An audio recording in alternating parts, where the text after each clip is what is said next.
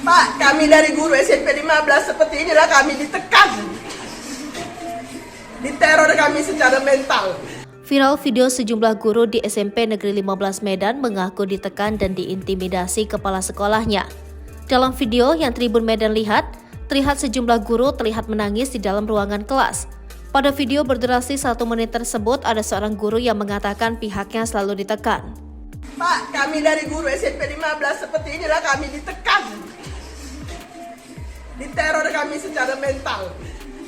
Dibuat surat panggilan 1, panggilan 2. Gak sewajarnya seperti ini kami. Menurutnya, surat panggilan yang dilayangkan kepada pihak guru tersebut tidak memiliki dasar yang kuat. Ia menerangkan bahwa pihaknya telah dipanggil oleh Kepala Bidang SMP Dinas Pendidikan Kota Medan. Menurutnya, kepala sekolah tersebut menganggap guru-guru tersebut telah melakukan birokrasi dengan Disdik. Menurutnya, pihaknya telah mengabdi selama 10 tahun, tetapi baru kali ini pihaknya diberikan surat panggilan.